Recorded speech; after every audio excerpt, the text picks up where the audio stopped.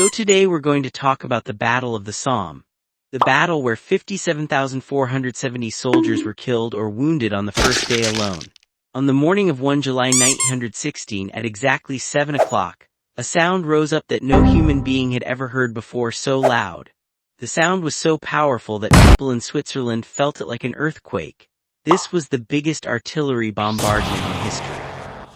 But even bigger than that was the mountain of corpses that followed. General Sir Douglas Haig, this British general, was the man who caused the deaths of hundreds of thousands of young men, because he was convinced this attack would completely destroy the Germans, but nothing of the sort happened. The moment the soldiers climbed out to the trenches, the German machine guns opened up in a single minute. Hundreds of young men were already lying on the ground. They were walking straight into the arms of death the second they left the trenches. Because this general's strategy was to bombard the German trenches with massive artillery for 7 straight days and completely wipe out the German army. But do you know who was the very first person to jump out of the trench on July 1, 1916? A British officer named 2nd Lieutenant William Neville, who had even brought a soccer ball with him. He kicked that soccer ball forward as he advanced toward the German trenches. Like this was some kind of game, but this was no game, because here's the huge twist. Even after 7 days and 7 nights of continuous artillery bombardment, the German army was still completely intact. And then on that single day, 57,000 British soldiers were killed or wounded first day. Of those, 19,240 young men were killed in just a few hours.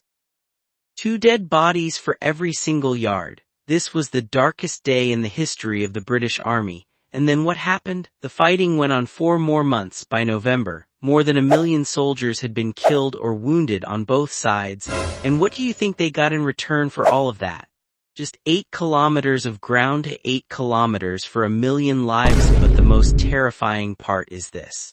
And today, more than 110 years later, when French farmers plow their fields, they still dig up rusted rifles and bombs.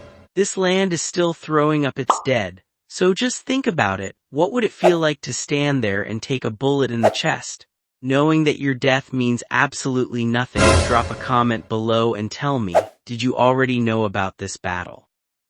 And if you want me to cover in the next video how tanks were used for the first time in this war, don't forget to like and subscribe.